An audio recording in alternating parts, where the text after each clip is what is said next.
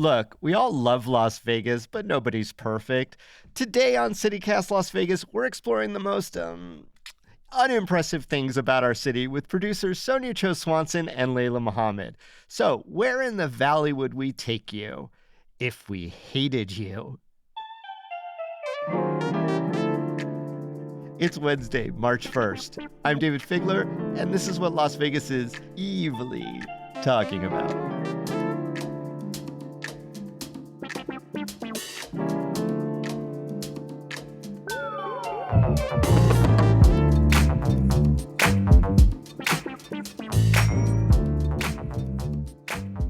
Okay, Team CityCast Las Vegas.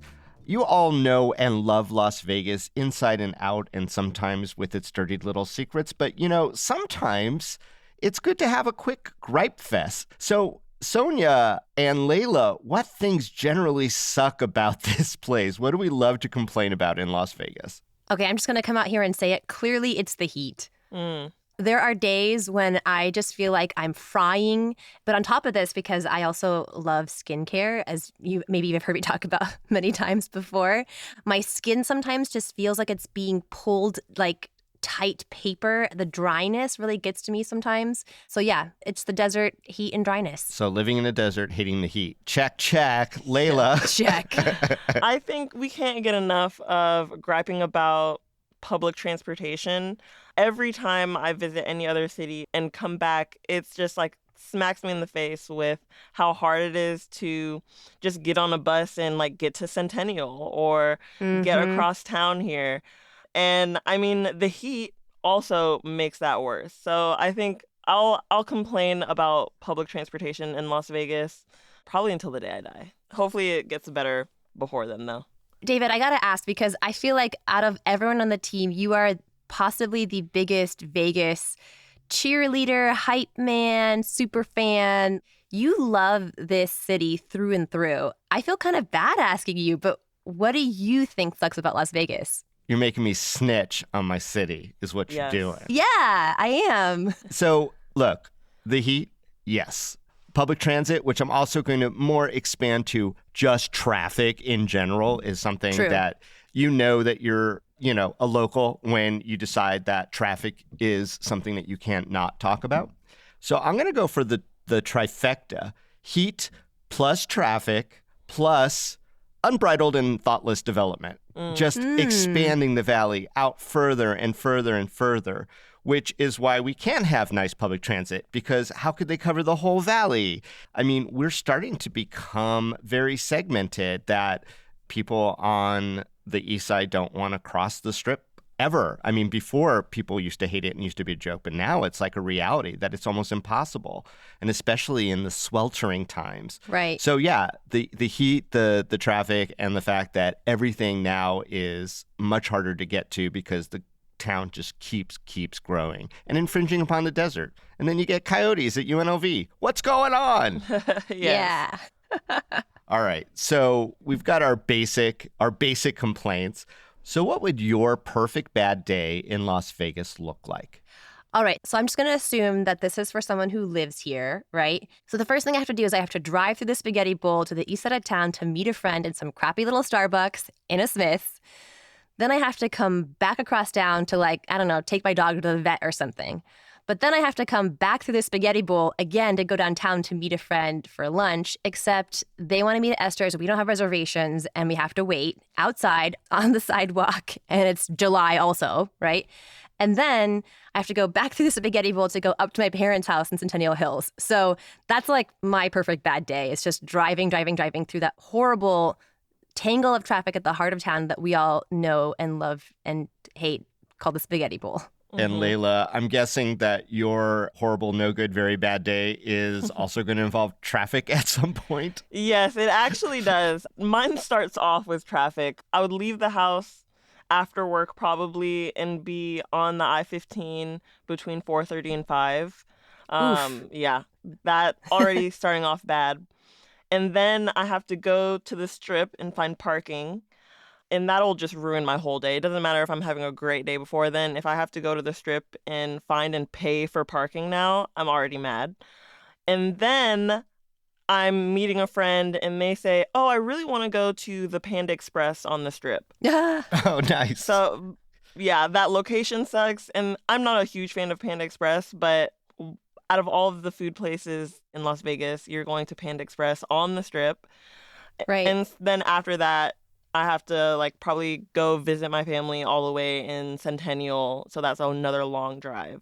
And then come back home to Henderson.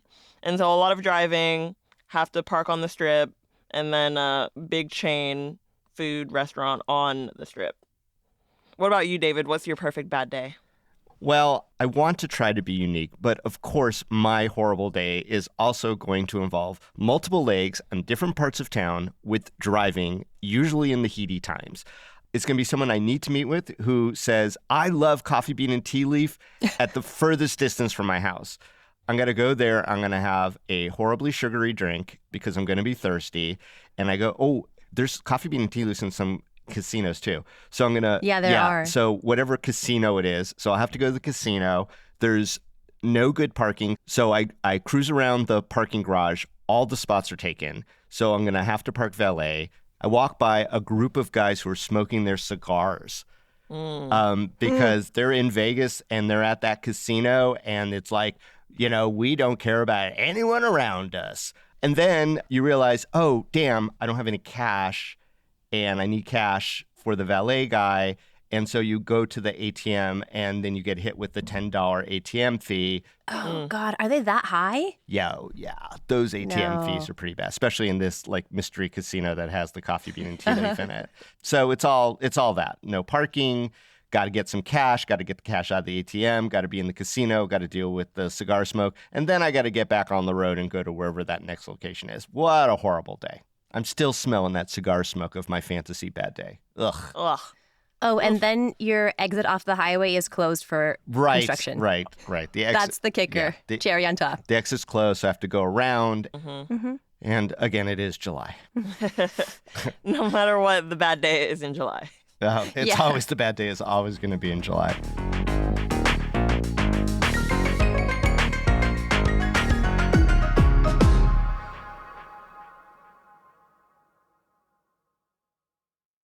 Now let's just come up with some scenarios because people are always coming to Las Vegas. They always reach out to us.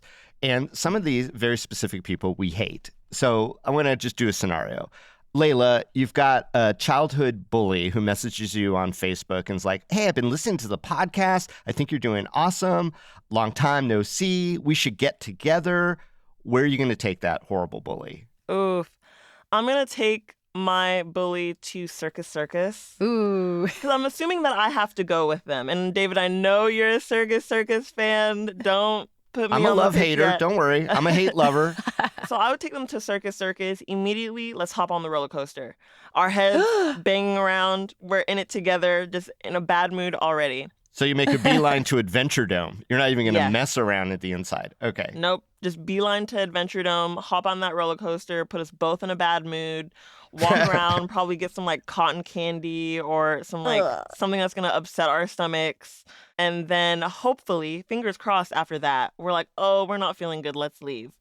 And if they're still like, no, like, let's go somewhere else. We're on the Strip.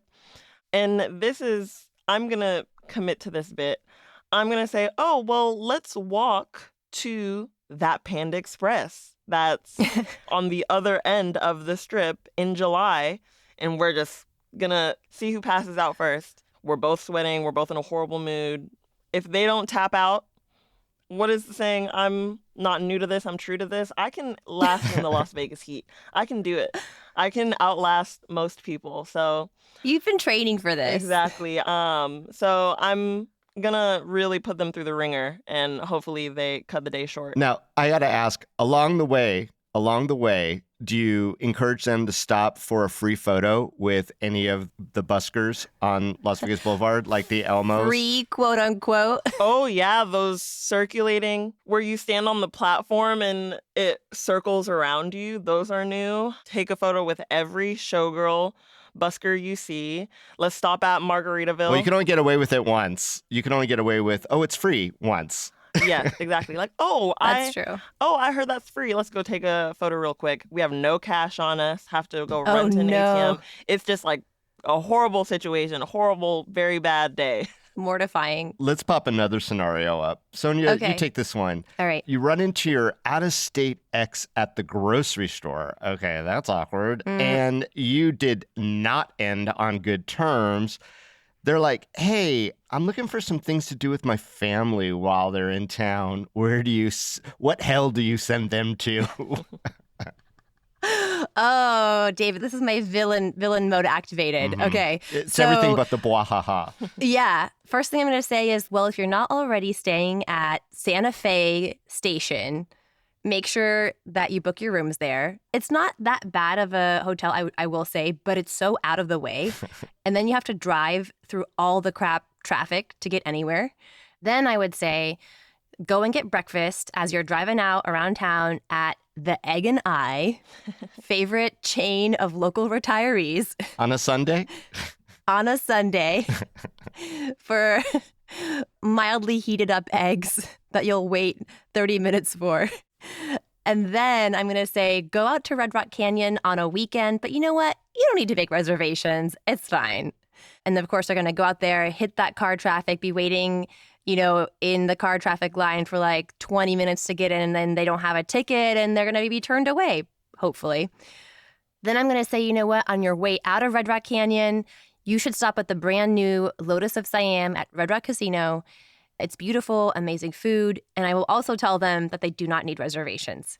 So again, hit them with that line. No reservations anywhere. And then to round things out, to truly round things out, I would say that they should go to the buffet at Luxor for dinner, which, by the way, I just checked, it has 2.5 stars on Yelp. And they earned each one of those stars. Earned those fair and square.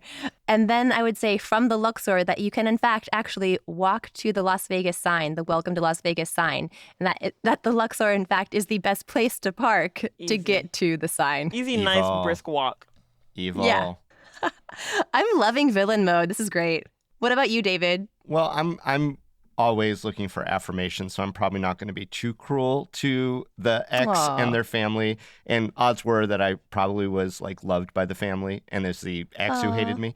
So if I'm being cruel, I would say that a real good insider Las Vegas trick to get some good free stuff is to sit through a timeshare seminar. So, oh, wow. When you go into any casino and those people are like, oh, hey, do you have a minute? Give them the minute.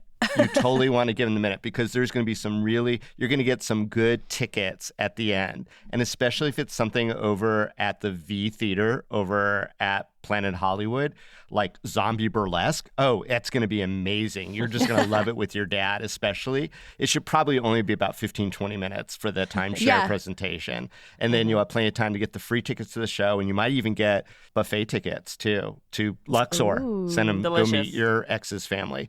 And then they can meet up together. Yeah. And hang out and be awful together. Yeah. Or, hey, if you see a new Chris Angel show, you definitely want to catch it in the first week. Mm-hmm. Yes. Oh, the shade. Hey, this has been fun, but also maybe the evil's starting to take hold. And I'm feeling like, we've been around the Emperor too long. And even though we started as Jedis, we're going to wind up Sith if we don't get out of this quick. But let's do some rapid fire. Let's do this scenario. Drunk tourist stumbles up to you. Where can you tell them to go that feels local insidery enough to get them to stop bugging you, but also isn't your actual favorite local haunt in town? Where do you send them? All right, I think I'm going to get some blowback from this. I would actually say Chicago Joe's, that little Italian joint downtown. It's super cozy. They got the checkered tablecloths. They got the Christmas lights all strung up. It's super cute. So you're like, wow, I'm walking into this, special local place, except I got to be real, I don't think the food is that good. Oof. I'm going to say this really quick. And as a downtowner in Chicago Joe's being like an old school staple of downtown, there is probably no single restaurant that my neighbors and I debate more over the years than Chicago Joe's and the roller coaster of experiences that we've had there. I would say second on that one, and this is my rapid fire, is Batista's Hole in the Wall, which also is very storied over there behind what's now the Lynx and Flamingo. old Vegas family, very controversial in circles. They have an accordion player who'll come up and play for you. It's all ambiance, and boy, it is polarizing. So those two Italian old school Vegas-y restaurants, very insider, might be a very mixed bag for whoever we send over there, especially our friend the drunk. How about you? Rapid fire, Layla. I think I would tell them to go swimming in Lake Las Vegas. Once they get there, they're going to see that it's green. And once they put their head under, they're going to realize that I did not like them very much. Oh, geez. Are they going to get the brain-eating amoeba? Yeah, hopefully. Oh, I mean, I'm not trying to kill them, but it's probably not gonna feel great. Don't kill anybody. This prank has gone too far. So no putting your head under. But I think Lake Las Vegas, you'll think that it's super nice. It looks beautiful, but once you get in that water, you're like, oh, this doesn't seem like something I should be swimming in. We could always send people to the things that are big tourist traps or big lines, and then just like step away. And there's so many, or tell people to go to maybe not the nicest hotels anymore. Yeah, I mean, go to any club with no preparation, no reservations, no promoter. Just show up and try to get in. That's a horrible recommendation. Or go to a day pool and just put your head underwater. There you go. Drink the water. What about again, Sonja, you keep going too far. Although, did you see, I think we shared a video in the team of somebody handing someone a shot, but it shows that shot was actually just pool water from one of the day clubs. Yeah. Oh my God, we cringe for evil longer than this episode is lasting. That is true evil. Yeah. We will never reach those pinnacles of evil. No. Let's be real. I hope. Yeah. Well, I'm also curious what people listening think would be perfectly good bad days in Las Vegas. So I'm hoping that people will jump on social media and share their really, really fun, cheeky bad tips for Vegas, whether it be for visitors or for people who they just absolutely hate. Hey guys, it has been so much fun dishing in our town a little bit. And now, just to get all that yuck off me, I'm going to go do some of my favorite things. I'm going to go to Circus Circus Steakhouse and celebrate. Yes, there are good things in Circus Circus. Okay, fair. Allegedly. Allegedly. All right, Sonja and Layla, thanks so much for sharing all your perfectly wonderful, evil thoughts. And I'm hoping that got it all out of your system and that all your tips that you give people, including me, are nothing but golden. All right, thanks, guys. Thanks. Thanks, Dayvid.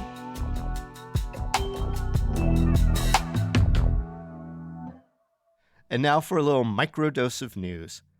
Food banks are bracing for a surge in demand when pandemic emergency SNAP benefits end in March. As the Nevada Current points out, a senior receiving $300 a month will soon get just $20 to help pay for their groceries.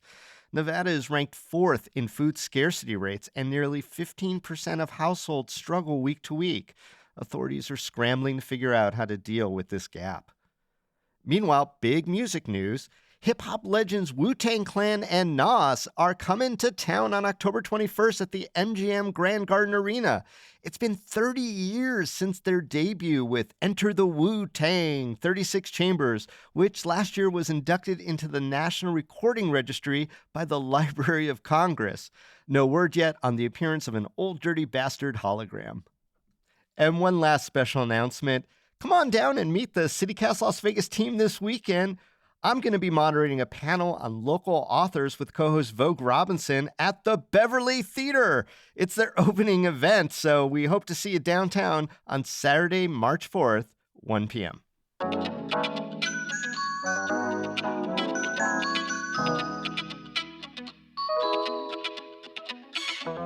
That's all for today here on CityCast Las Vegas. It felt good to release a little hate, but, you know, it's all in love. If you have some favorite things to hate that we missed, share them with us. Leave us a voicemail at 702-514-0719. And if you enjoyed the show, why not tell a friend, rate the show, leave us a review, and subscribe to our morning newsletter. We'll be back tomorrow morning with more news from around the city. Take care.